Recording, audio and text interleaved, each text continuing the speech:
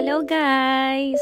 Last year pa tong Alberta trip namin. Ngayon ko lang siyang i-share. Ngayon lang din kasi ako naglakas loob mag-voice over. So, why not? Second time ko pupunta ng Alberta and ito yung pinaka-favorite kong lugar dito sa Canada. Kasama ko yung mga churchmate ko and we planned this trip. Kasi birthday ko, birthday rin ni Ate Jean. Papunta na kami niyan sa Surrey para sunduin yung mga churchmate ko. Grabe, papunta pa lang kami pero tignan mo naman yung buwan. Bilog kong bilog. Sobrang ganda niyang pagmasdan. Kaya papunta pa lang, grabe, thank you Lord na agad. Gabi kami bumiyahe para umaga pa lang makarating na kami sa Alberta. Ang una naming destination is Emerald Lake. Part pa rin siya ng BC pero dulong part na siya.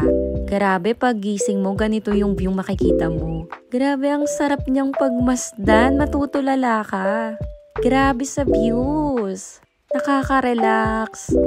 Ang sarap sa pakiramdam. Basta, napaka-peaceful ng lugar na to. Hanggang ngayon, hindi pa rin ako makapaniwala pag tinitignan ko yung mga videos ko.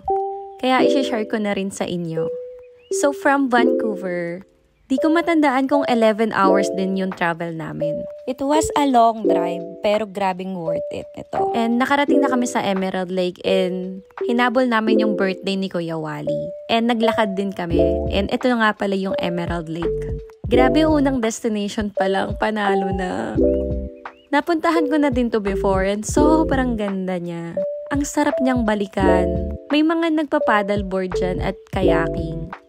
Bucket list ko yan ng makapag-paddleboard dito pero kulang na kasi sa time. And ayan yung mga kasama ko, yung mga ka-churchmate ko.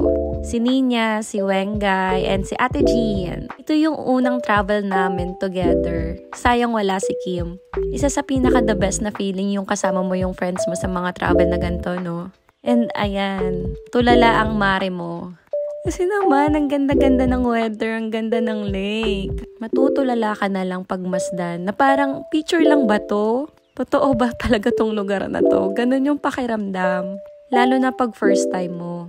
Buti na lang din, kaya siyang i-travel from Vancouver. Kasi yung ibang part ng Canada, kailangan mo mag-plane. And papunta na kami niyan sa Banff. Pero nag-change yung itinerary namin. Because we decided to find our Airbnb. Pero nag-stop muna din kami dito para mag-photo op, syempre. And after nyan, nag-grocery din muna kami.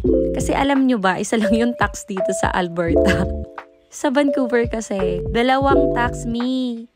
Kaya pinush na namin mag-grocery dito para makatipid din, syempre. And after namin mag-grocery, nagpunta na kami sa Airbnb. Alam mo, kahit saang lugar dito sa Alberta, puro bundok. Kaya kung isa ka sa mahilig mamundok, grabe, sobrang panalo.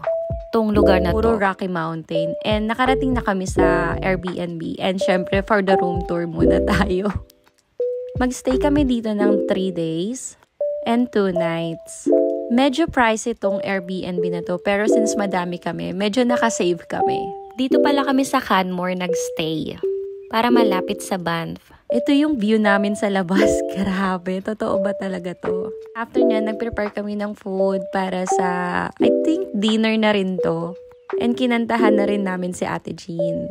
Magkasunod lang kami ng birthday, kaya tinodo na namin yung celebration. And after nyan, lumabas kami para maglakad-lakad. Aura-aura, syempre. Buti na lang summer at hindi malamig. And ayan, naglakad kami. Sila Ate Jean and Nina nag-jogging nung time na yan. Tamad ako mag-jogging, hindi talaga ako ma-jogging. Kaya in-enjoy na lang namin maglakad. And after nyan, umuwi na rin kami para magpahinga. Kasi unexpected, mag-hike kami kinabukasan. And yun yung araw ng birthday ko, kaya sobrang excited ako. Kasi sa tagal-tagal kong namumundok, first time kong magbo-birthday hike. Kasi sa Pilipinas, pag June, alam nyo naman laging umuulan or may bagyo. Kaya never talaga ako nagkaroon ng birthday hike sa Pilipinas. That's it! Thank you for watching! Bye!